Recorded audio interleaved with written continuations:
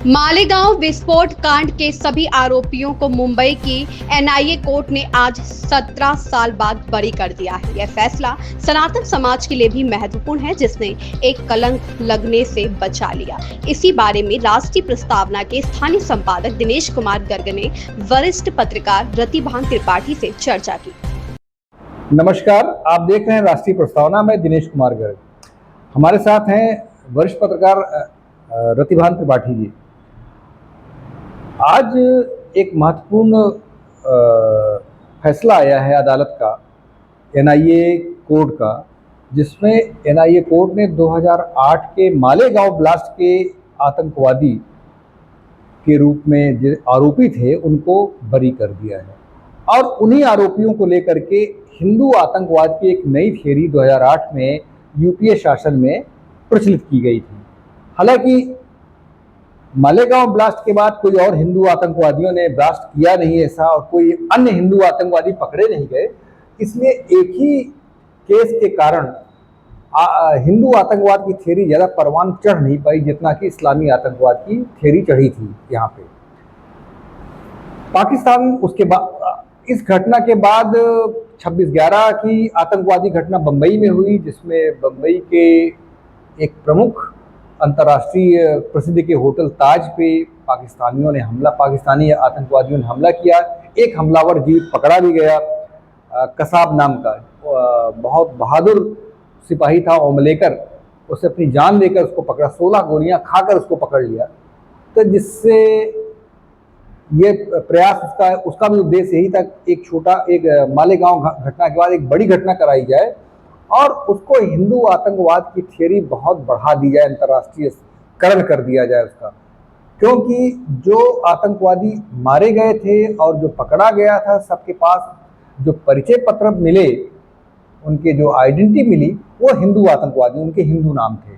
और सबके दाहिने हाथ में कलावा बंधा हुआ था। कलावा प्राय हिंदू बांधते हैं, मोस्टली हिंदू बांधते हैं हमारे देश में। बाहर कहीं बांधे जाते हो नहीं कहते, लेकिन यहाँ तो हिंदू ही बांधते हैं।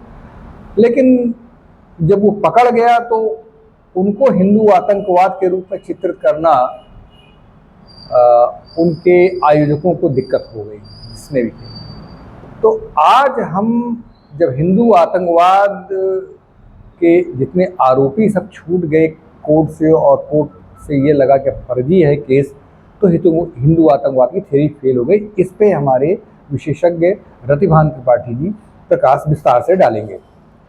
ये गर्ग 17 साल बाद ये फैसला आया है जी, मालेगांव कांड से संबंधित। जी, इसमें ये 29 सितंबर 2008 को ये मालेगांव में बम ब्लास्ट हुआ था, जिसमें 6 लोग मारे गए थे और 100 से अधिक लोग घायल हुए थे। जी, ये बहुत भयावह घटनाक्रम था, जिसके साथ एक बड़ा दुर्भाग्यपूर्ण विषय ये था कि जिन लोगों को पर आरोप लगाए गए वो सब हिंदू थे, और वहीं से पार्टी विशेष ने या कुछ तत्वों ने मिल करके पाकिस्तान की थ्योरी के मुताबिक या पाकिस्तानी थ्योरी की तरह हिंदू जो आमतौर पर जो आतंकवादी अभी तक भारत में पकड़े जाते हैं वो मुस्लिम होते हैं। सर एक मैं टोकूं आपको जी। मैंने उस चित्र को टेलीविज़न पे देखा था, जो कहीं किस तरह रिकॉर्ड हो गया था और टेलीविज़न में प्रसारित हुआ था। बेचारे नमाजी नमाज पढ़ने गए थे मालेगांव मस्जिद में, मक्का मस्जिद नाम था शायद उसका, और वहाँ से निकल रहे थे और बम फूट रहे थे और भाग रहे थे, भगदड़ मची थी, कुछ चिथड़े पड़े तो मारे गए थे। तो वो चित्र है, और उसमें हिंदू आतंकवादी बाद में पकड़े गए तो बहुत दुख हुआ कि क्या हिंदू भी इस तरह घृणित काम करने लगे जो इस्लामी लोग करते हैं पाकिस्तान के। कुछ चीज़ों को पब्लिसाइज करने के लिए, बदनाम करने के लिए कुछ मॉनिटर्स, कुछ चीज़ें कढ़ी जाती हैं, कुछ मानक बनाए जाते हैं। आज जब फैसला आया मालेगांव विस्फोट कांड को लेकर, तो 7 आरोपी जो थे, जो पूर्व सांसद और साध्वी प्रज्ञा ठाकुर, कर्नल प्रसाद पुरोहित और उनके साथ 5 और जो सहयोगी, मेजर रोहित उपाध्याय, जो कर्नल चतुर्वेदी और तमाम नाम थे का कुलकर्णी जी। तो ऐसे 7 लोग थे जिनको कुल मिलाकर के जो उसमें नामजद किया गया था। और उन्हें इन 17 वर्षों में बड़ी मानसिक प्रताड़ना झेलनी पड़ी। निश्चित रूप आज एनआईए कोर्ट ने जब फैसला दिया तो एक बड़ी राहत की बात केवल उन लोगों के लिए नहीं है, उस व्यापक हिंदू समाज के लिए भी है जिसके लिए एक एजेंडा तैयार किया गया था, एक परिभाषा गढ़ी गई थी, एक शब्द गढ़ा गया था, हिंदू आतंकवाद। ये उससे भी मुक्ति का दिन है कि वो थ्योरी स्टेब्लिश नहीं हो पाई। कोर्ट ने बहुत सुलझा वो फैसला दिया। उस फैसले से साबित हो गया कि हिंदू आतंकवाद जैसा शब्द निरर्थक है, उसे गढ़ा गया है, जानबूझकर गढ़ा गया है और वो ठीक नहीं है। भारतीय जो उपमहाद्वीप है उसमें व्यापक 80% हिंदू रहते हैं, उनको बदनाम करने के लिए और मुस्लिम आतंकवाद के मुकाबले हिंदू आतंकवाद की थ्योरी को प्रचलन में लाने के लिए जो ये किया गया है, ये बहुत ही निंदनीय और चिंताजनक विषय था। पॉलिटिकल लेवल ये निश्चित रूप से कुछ राजनीतिक दलों का की एक सोची समझी साजिश थी ताकि वो बढ़ती हुई जो हिंदुत्व की धारा है उसको रोका जा सके, उसको खंडित किया सके, उस पर लगाम लगाई जा सके। कुछ अनुमान इसी आधार पर किया गया था, लेकिन वो हो नहीं पाया।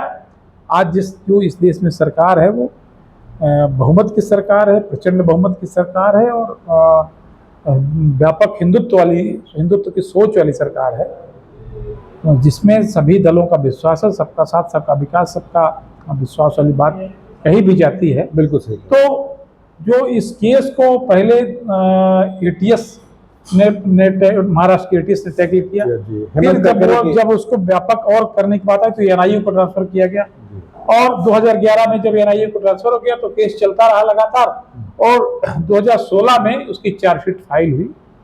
3 जांच एजेंसियां बदली और 4 जज भी बदले।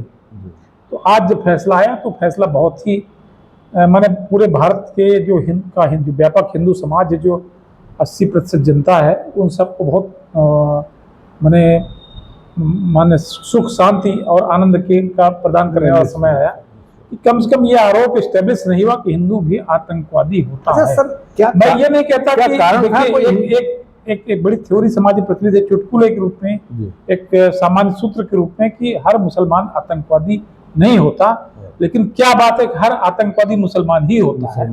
तो इस थ्योरी को काटने के नजरिए से हिंदू आतंकवाद जैसा शब्द गढ़ा गया था, उसको आज कोर्ट ने खारिज किया। ये भारतीय न्याय प्रणाली का, भारतीय न्याय व्यवस्था का, लोकतांत्रिक व्यवस्था का एक जीवंत प्रमाण, ज्वलंत प्रमाण है कि हम सत्य के पक्ष में रहेंगे, न्याय के पक्ष में रहेंगे, न्याय के अतिरिक्त कुछ नहीं करेंगे। ये भारतीय न्याय प्रणाली की विशेषता है और ये साबित हुई है। बिल्कुल। रही बात उन लोगों के बड़ी होने की, तो उन सब ने बड़े 17 साल तक मानसिक प्रताड़ना झेली, वो बहुत गंभीर विषय है। उनके साथ हमारी संवेदनाएं हैं। साध्वी प्रज्ञा भारती को तमाम बीमारियों से जूझना पड़ा। Colonel Prasad Purohit, lieutenant colonel Prasad Purohit जो बड़े टेक्नोक्रेट, बहुत अच्छे सैनिक और सैन्य अफसर थे, उनको कितनी मानसिक यंत्रणा झेलनी पड़ी होगी, ये शायद अंदाजा लगाया जा सकता है। तो कुल मिलाकर आज ये भारतीय न्याय व्यवस्था का एक मील के पत्थर साबित होना फैसला है और बेहतर फैसला है। इससे व्यापक जन समुदाय का पर कोई ठप्पा नहीं लग पाया, ये खुशी का अवसर है। सर क्या एक आतंकवादी घटना से जिसमें हिंदुओं को नाम लेके फंसाया गया, क्या उससे हिंदू आतंकवाद सिद्ध हो सकता था जिन लोगों ने ऐसा किया?